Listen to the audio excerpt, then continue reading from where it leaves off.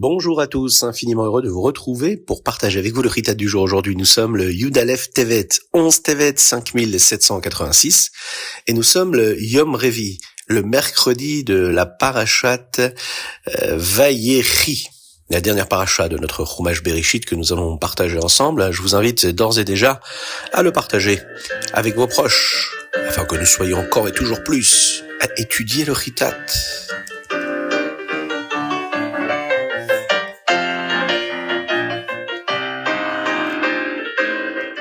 Dans la paracha de Vayechi, ici, nous allons commencer à apprendre les paroles que Yaakov dit aux Shvatim, à ses enfants, les tribus, avant de quitter ce monde. Yaakov appela ses fils pour leur révéler quand viendrait la Géoula finale. Mais Hachem ne voulut pas que les Juifs connaissent ce moment, et il retira donc à Yaakov le Ruach HaKodesh, l'Esprit Saint, à ce sujet. Cependant, il conserva le Ruach HaKodesh pour d'autres choses, et il décida alors de dire quelque chose de particulier à chacun des Shvatim. Réhouven, même si tu es le premier-né, certaines choses qui reviennent normalement à l'aîné ne te seront pas données, à cause d'un acte que tu as commis avec colère. Yosef recevra la Bechora, le droit d'aînesse, en devenant deux Shvatim. La Keuna ira, elle, à la tribu de Lévi, et la royauté juive viendra de la tribu de Yehuda. Shimon et Lévi, vous avez agi ensemble pour des événements assez négatifs, comme le massacre des habitants de Shrem, la vente de Yosef, la violence et la voix d'Esav, pas celle des enfants de Yaakov. Et c'est pourquoi vous serez dispersés. Lévi ne sera pas compté avec les autres tribus et ne recevra pas de part en Eretz Israël. La tribu de Shimon, quant à elle, sera disséminée dans différents endroits, vivant comme des mendiants, des scribes et des enseignants à travers le pays. Les Kohanim et les Lévim vivront dans des villes réparties dans tout le pays et recevront leurs dons des Juifs partout. Yehuda avait peur que Yaakov évoque aussi ses fautes, mais Yaakov lui dit: Yehuda, tous tes frères parleront de ta grandeur. Les rois juifs comme David Ameler, Shlomo Ameler sortiront de ta descendance, puis les dirigeants du peuple juif en galoute en exil comme le Sanhédrin et même Mashiach descendra de toi. Ça vient de ton immense Ahavat Israël, lorsque tu as sauvé Yosef et Tamar de la mort. Zevouloun habitera près de la mer, et ses bateaux feront du commerce. Une partie de leur gain servira à soutenir les Talmidei Chachamim de la tribu de Issachar, afin qu'ils puissent étudier la Torah. Issachar, lui, sera fort, capable d'étudier beaucoup de Torah. Il se donnera totalement à l'étude, et cela bénéficiera à tout le Ham Israël. Dan vengera le peuple juif de ses ennemis. Ici, Yaakov parle avec Ruach HaKodesh de Shimshon, qui plus tard ferait tomber un bâtiment et tuerait de nombreux Philistins qui opprimaient les Juifs. Yaakov savait que Shimshon aurait besoin d'aide d'Hachem, et il pria donc pour lui. Lishwa techa kiviti Hachem. Hachem, j'attends ton salut.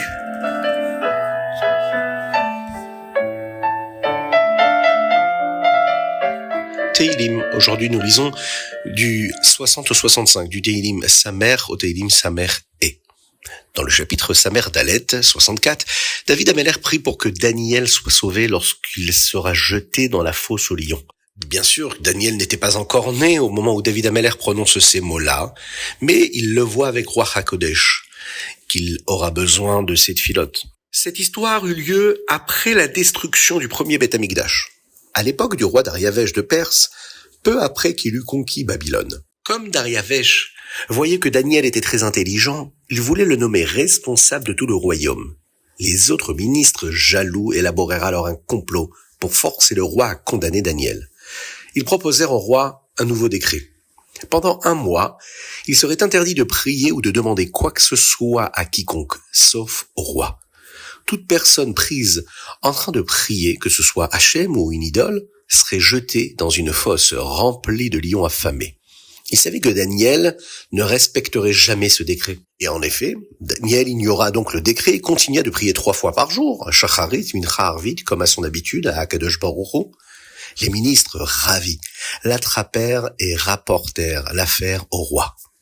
Dariavesh fut très attristé, mais il était obligé de respecter sa propre loi. Et il dit à Daniel: « Que ton Dieu, que tu sers constamment, te sauve. » Daniel fut jeté dans la fosse au lion. Mais là, le miracle. Le miracle a eu lieu. Bien que les lions fussent affamés, ils ne touchèrent pas Daniel toute la nuit. Le matin, le roi se rendit à la fosse et appela Daniel pour voir si Hachem l'avait protégé. Daniel répondit qu'Hachem avait envoyé des anges pour fermer la bouche des lions et qu'il n'avait subi aucun mal. Voyant ce miracle, le roi fit jeter les ministres comploteurs dans la fosse et Daniel fut sauvé. Nous savons qu'une des raisons de ce salut fut les prières de David Ameller que nous lisons dans le Téhilim d'aujourd'hui. Ces tfilotes-là qui sont dites des centaines d'années auparavant dans le Téhilim d'aujourd'hui, chapitre Samer Dalet. Et nous passons au Tanya du jour. Dans le Tanya d'aujourd'hui, nous apprenons le niveau du tzaddik chez No Gamour dans le chapitre 10, Likutei Amarim. Nous avons appris que chaque juif mène une bataille intérieure entre ces deux nefashot. La nefesh élokite, l'âme divine, et la nefesh abéhamit, l'âme animale, qui se disputent le contrôle de la personne. Nous avons étudié qu'il y avait les outils pour la nefesh élokite, qui étaient l'attachement à un tzaddik, la tfila, les mitzvot, l'étude de la Torah. Oui, parce que toute seule, elle n'est pas assez forte.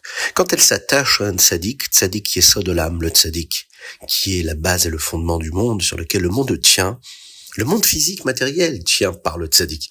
Donc, lorsqu'un homme s'attache au tzaddik, il a donc plus de force pour faire en sorte que son effet shelokit, son âme divine, puisse s'exprimer et prendre le contrôle de son existence, de son corps, de ce territoire-là. La tfila, puisque la tfila nous permet de nous attacher à Akadosh Baruch Hu, c'est l'expression de l'âme, et bien sûr les mitzvot et l'étude de la Torah. C'est un chemin de vie, c'est des occupations qui vont mettre à contribution le corps, mais aussi dans un second temps la nefesh abamit, l'âme animale, qui elle aussi va être enrôlée. Nous avons vu également les stratégies de la nefesh abamit, l'âme animale. Elle cherche à attirer l'homme vers les plaisirs matériels qui n'ont aucun lien avec la volonté de Dieu. Les deux forces se battent constamment, non seulement pour diriger le corps, mais aussi pour influencer l'autre âme. Le Rabbi Shlomo Zalman, l'auteur du Tanya, explique qu'un tzaddik chez No Gamour parvient à rendre son yetzer hara, son mauvais penchant, totalement silencieux. Il ne s'exprime plus. Seul un tzaddik Gamour peut transformer complètement le yetzer hara en sainteté. Mais le tzaddik chez Eno Gamour, lui, réussit à neutraliser totalement son influence, même si son essence existe encore.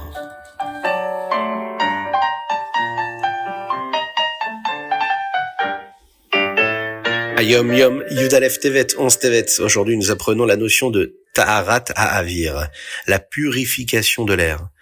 Tout comme l'air pollué rend malade, Chas v'Shalom, il existe un air spirituel. Là où il y a Torah et mitzvot, l'âme peut respirer. Là où il n'y en a pas, les âmes tombent malades. Comment purifier l'air spirituel ? Eh bien, en disant des paroles de Torah par cœur, dans la rue, dans les transports, partout. Chacun doit mémoriser de la Torah afin de purifier l'air partout où il va. Cela peut être un verset de Téhilim, cela peut être un chapitre de Téhilim, de Tanya, de Mishnah, de Torah, et de prononcer ces mots-là de Gdusha, de sainteté. Cela purifie l'air, cela rend kadosh notre existence, notre quotidien, notre environnement.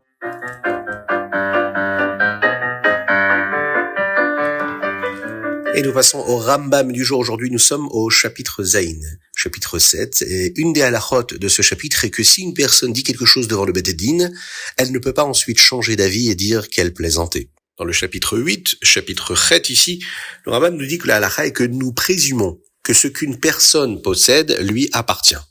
Si une autre personne affirme le contraire, c'est à elle d'apporter une preuve que l'objet lui appartient réellement. Cependant, pour un objet qui est habituellement loué, la halacha est différente. Par exemple, si Réhouven a l'habitude de louer sa tondeuse à gazon, et que tout le monde le sait, maintenant Shimon a cette tondeuse chez lui, et dit que Réhouven la lui a donnée en cadeau. Réhouven a le droit de faire une shvuat eset, c'est-à-dire un serment institué par les Rabbanan, les Chachamim, en affirmant qu'il ne l'a pas donnée à Shimon, et ensuite il peut la prendre. Dans le chapitre 9, ici, nous apprenons certaines lois qui concernent le cas où deux personnes tiennent le même objet, et où chacun affirme qu'il lui appartient. Dans les Mishnayot, cette loi est appelée Shnayim Ochazin Batalit. Deux personnes tiennent un talit. La halakha est que les deux personnes doivent faire une shvoua, un serment qui est très sérieux, affirmant que l'objet leur appartient, Puis, le Bet Din partage l'objet ou sa valeur entre les deux. La Chassidoute enseigne à ce sujet que sur le plan spirituel, cette loi fait allusion à deux personnes qui disent qu'une certaine mitzvah a été accomplie grâce à elle. Par exemple, un enseignant et un élève peuvent chacun dire que c'est leur mitzvah qui a permis la réussite de l'élève dans l'étude de la Torah. Chaque personne doit alors faire un serment, c'est-à-dire être honnête sur l'effort réel qu'elle a fourni pour cette mitzvah-là. Et c'est selon cet effort qu'elle recevra sa part de récompense de la mitzvah.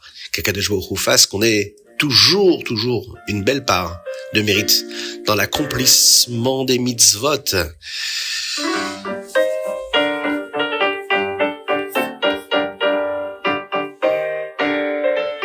C'était le Chitat du jour. Je vous invite à le partager avec le plus grand nombre. Envoyez-nous vos dédicaces. Participez à la diffusion du Chitat. Vous pouvez le faire financièrement. Vous avez le lien. Si vous n'avez pas le lien, n'hésitez pas à nous envoyer un petit message par WhatsApp au 06 21 37 24 52.